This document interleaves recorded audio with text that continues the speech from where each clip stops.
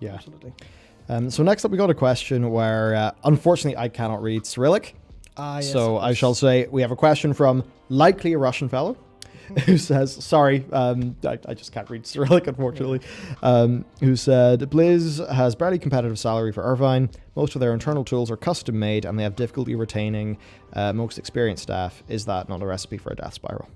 You know, I think that it certainly is highlighting that there are challenges for them. I mean, in a world where if the same person is looking at Blizzard and Riot, from what I understand, Riot would generally pay higher, and ultimately that's going to be great for Riot.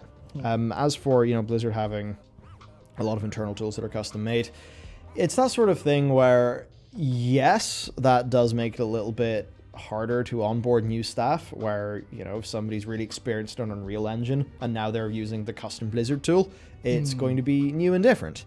However, I would imagine that Blizzard have modeled their internal tools off industry standard pipelines. Yeah, I would hope so. Such that would be fast enough. So, for an example, right? 3D software I generally find easy enough because, I've learned a few of them.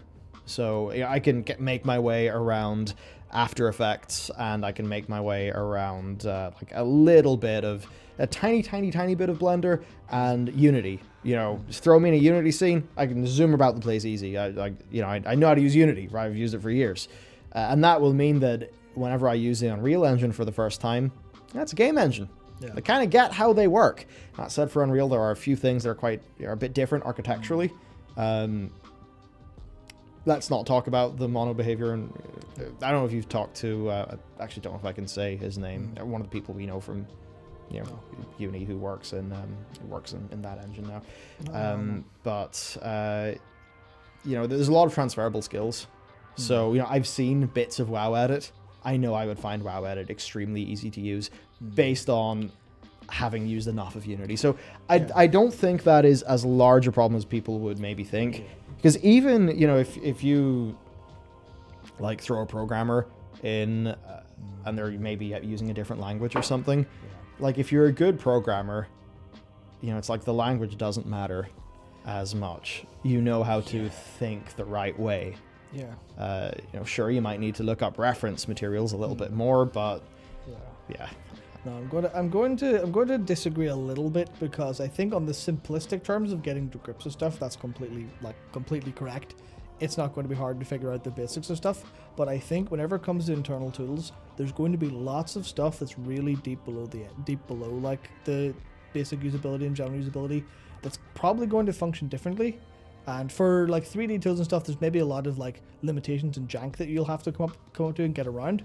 But for programmers, I think, especially for custom engine stuff, especially if that engine's been going for a long time and they haven't held to best practices, like if you're right. Yeah, Gonzalez is gone. If he for a second hasn't documented everything he did to get Classic up and going, then there's a decent chance that will take more time for people. Not that it's impossible or will be a roadblock, but will take time to get up to speed. That's fair. Like, for an example, on our game right now, Noel and Thomas have been developing that.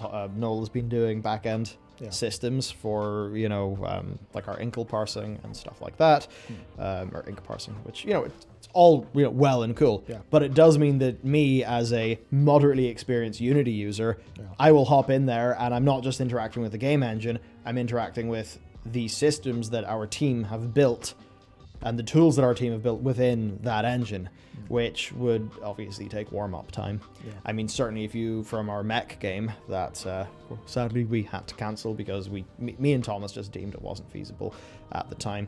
But, because by that stage I was handling a different thing, Thomas went really deep on our mech customization and building system, moving from the spine animation software in-game and then making it so that you could customize each limb and part of your mech and just have all that working really well. That was a big old system he made, and if you threw me into it, I would not know the first thing, right? Because I was doing other stuff. So yeah, there's totally going to be a degree of that, which could be a struggle for Blizzard. I just have no idea what their internal tools are like. Yeah, it's just I think I've read too many horror stories from, was it Tales from IT, whatever the subreddit was that I used to read years back, of just horror stories from people in IT of different levels of support. A lot of it was just programmers been like, I've been dumped into this.